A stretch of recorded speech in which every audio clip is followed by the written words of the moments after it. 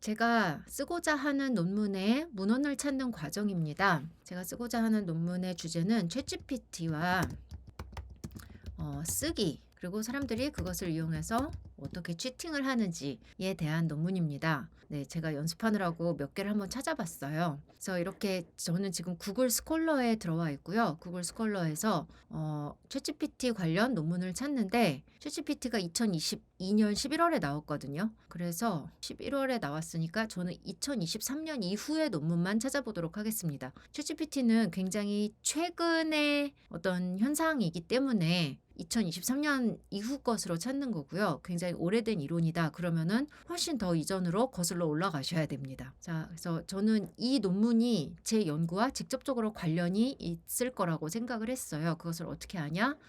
제목을 보고 알 수 있고요. 제목을 보고도 확실하지 않으면은 이렇게 PDF를 클릭해서 봅니다. 그러면은 PDF에 이렇게 앱스트랙이 있잖아요. 그럼 이 앱스트랙을 읽어보고 내 논문과 관련이 있는 것 같아 하면은 이것을 저장을 합니다. 저장을 해서 나중에 이제 한꺼번에 보는 거예요. 그런데 어떤 논문을 내가 저장을 하고 어떤 논문을 패스를 하냐, 그것의 기준은 일단 저는 지금 이 논문의 서론을 쓰기 위해서 아직 그 서론의 논리를 짜놓지 않은 상태예요. 그러면은 서론에 일단 논리가 필요하거든요. 이 논문이 왜 필요한지, 이 연구가 왜 필요한지 설득하는 그러한 논리가 필요해요. 그러려면은 그 핵심 논리가 있어야 되는데 이게 너무나도 이제 아직 그 최근의 제품인 거잖아요. 챗GPT가.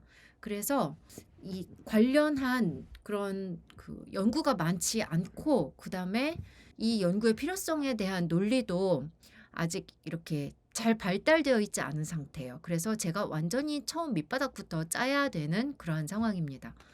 그래서 근데 보세요. 2023년 이후 논문 이 키워드로 지금 2,000개 정도의 결과가 떴잖아요. 근데 이 뒤로 갈수록 이제 보시면은 PDF도 점점 없어지고 제 연구와 더 관련이 없어지는 논문들이 나올 거예요. 그래서 앞부분에 나와 있을 가능성이 크고, 그래도 저는 한 페이지 10 정도까지는 계속 넘겨서 확인을 합니다. 핵심 논리를 짜기 위해서는 저는 한 20개 정도의 논문을 일단 수집을 합니다. 그런데 그 20개의 논문이 내 연구와 직접적으로 관련이 있어야 하고, 그다음에 내가 서론에 대략적으로 어떤 얘기를 쓰고 싶은지를 일단은 알고 계셔야 되거든요. 그래서 내 서론에서 인용할 만한, 그러니까 나의 논리를 뒷받침할 수 있는 말이 쓰여 있는 논문이 필요한 거예요. 그러니까 내가 내 논리를 짜기 위해서도, 왜냐하면 제 논리가 아직 확정이 된 게 아니기 때문에 내 논리를 더 굳건히 짜기 위해서도 필요하지만, 또한 새로운 아이디어를 얻기 위해서도 필요하고, 그다음에 내가 하고자 하는 말의 근거를 대기 위해서도 필요합니다. 그래서 그 세 가지를 동시에 고려를 하셔야 돼요. 그래서 이 머리를 많이 쓰셔야 됩니다. 하지만 읽는 것보다는 찾는 게 조금 더 부담이 덜하죠. 그래서 오늘은 찾기까지만 하려고 합니다. 자, 그래서 이렇게 쭉 이제 스크롤을 하면서 봅니다. 이게 하나하나 다 이제 제목을 읽어보고, 그다음에 어떤 저널에 났는지 저널명도 유심히 보고, 그다음에 좀 내 연구랑 관련이 있을 것 같다 싶으면은 클릭해서 이 앱스트랙을 봅니다. 그래서 내 연구와 관련이 직접적으로 있다? 그러면 다운로드. 직접적으로 관련이 없고 너무 멀리 있다? 그러면은 일단은 패스합니다. 무조건 다 저장하진 않고 일단은 패스해요. 그렇게 해서 논문을 모읍니다. 그래서 이렇게 계속 스크롤을 해서 요것도 필요할 것 같아. 그러면은 이게 정확히 어떤 논문인지 확인을 하기 위해서 클릭을 해서 보고요. 어떤 것들은 논문이 아니라 그냥 그 보고서인 경우도 있어요. 지금 이거 보니까 얘는 논문이 아닌 것 같아요. 네, 좀 보고서 같이 생겼죠. 네, 이런 경우에는 이 사람이 사용한 이런 문헌들, 저는 이런 것만 참고를 하고요. 이 사람을 직접 인용하진 않습니다. 직접적으로 인용을 하시려면은 일단 피어 리뷰가 된 학술지에 난 논문을 근거로 대는 것이 가장 좋습니다. 왜냐하면 그것이 퀄리티를 보장을 하거든요. 자, 그다음에 이렇게 보시다 보면은 그 literature review of literature이라는 그런 연구들이 있어요. review of literature. 네. 이렇게 검색을 하시면 이게 문헌들을 이제 종합해서 리뷰를 한 연구들이거든요. 그러면은 이런 거는 저한테 오아시스 같은 논문입니다. 왜냐하면은 챗GPT와 라이팅에 대한 연구를 누군가가 그 논문들을 다 이미 모아 놓은 거라고 볼 수가 있어요. 그래서 요거는 이제 저한테 굉장히 많은 도움이 될 연구인 것 같아요. 제목을 보니까. 이렇게 클릭을 해서 앱스트랙을 확인을 한 다음에 PDF를 클릭해서 다운로드를 받으시면 됩니다. 그러면은 이런 Systematic Review of the Literature, 그러면은 이 사람이 문헌을 쫙 다 정리를 이미 해놨거든요. 그러면은 그거에 나온 문헌들을 제가 이제 2차로 다시 검색을 하는 거죠. 그렇게 해서 나의 문헌 보고를 점점 넓혀간다고 보실 수가 있습니다. 네. 그래서 이거 보세요. Literature Review가 벌써 이렇게 여러 개가 나왔네요. 네, 밑으로 내려가 보니까 네, Rapid Review of Literature. 네, Rapid Review. 굉장히 빨리 했다는 뜻인가 봐요. 네, 근데 보세요. 저는 라이팅에 관심이 있는데 여기 챗GPT가 교육에 미치는 영향 해서 라이팅보다는 조금 더 크잖아요. 요런 거는 일단은 제 연구에 지금은 일단은 포함을 시키진 않습니다. 네, 일단은 패스를 해요.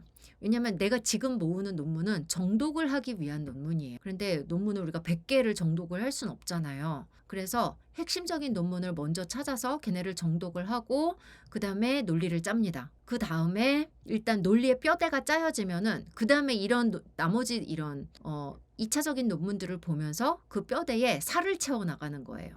자, 그렇게 해서 논문을 모았어요. 그러면은 이것을 아틀라스 TI에서 이 논문들을 불러오도록 하겠습니다. 이 논문을 그냥 프린트해서 읽으셔도 되고요. 저는 이제까지 그렇게 해왔는데 이 아틀라스 TI를 어제 강의를 찍다 보니까 이 아틀라스 TI에 이 문헌도 올려서 이 문헌을 분석하고 이 문헌에 태그를 달 수가 있더라고요. 그렇게 하면은 내 연구에 들어가는 모든 문헌과 데이터가 다 이 아틀라스 TI에서 딱 다 정리가 되는 거예요. 그래서 굉장히 유용할 것 같습니다. 그래서 제가 이제 여기 보시면은 여기 documents는 제 데이터고요. 질적 연구에 분석할 데이터고 여기에 이렇게 add documents를 눌러요. 그러면은 이 논문을 여기다가 추가를 할 수가 있습니다. 이게 제가 모아놓은 논문이거든요. 그래서 이 논문을 제가 추가를 해 놓았습니다. 그래서 이렇게 클릭을 하시면은 아틀라스티아에서 직접 논문을 읽으실 수가 있어요. 그리고 여기에서 이제 뭐 중요한 키워드가 나왔다. 그러면은 이렇게 하이라이트를 해서 여기에다가 코드를 이제 다는 거예요. 그러면은 이제 코드가 요 옆에 쫙 생긴단 말이에요. 그러면은 이 문헌에서 나왔던 핵심 주제들과 내 데이터에서 나온 핵심 주제들을 연결을 시킬 수가 있습니다. 물론 얘가 자동으로 연결해 주는 건 아니에요. 제가 이 네트워크를 만들면서 연결을 할 수가 있는 거예요. 그래서 요거 예시를 이전 영상에서 한번 보여드렸는데 예시를 한번 다시 보여드리겠습니다. 그래서 스테이지 3에서 보시면은 요거 이제 샘플이에요. 보시면 이 사람도 이건 아틀라스 TI에서 주는 샘플인데 보시다시피 논문을 여기다 올려놨어요. 인터뷰도 올려놓고 논문도 올려놓고 그래서 논문을 쭉 읽으면서 논문에다가 중요한 부분에다가 이렇게 태그를 달아놨습니다. 네, 코드를 달아놨어요. 그러면은 주로 이제 이론에 대한 거죠. 인포메이션과 어웨어네스에 대한 이론. 네. 그러면은 그 다음에 인터뷰를 하면 인터뷰 이 분석을 하면서 또 인터뷰에다가 또 코드를 달 거 아니에요. 그럼 그러고 나서 그것들을 네트워크로 쉽게 이을 수가 있는 거예요. 그래서 네트워크로 이은 모습을 또 보여드리도록 하겠습니다.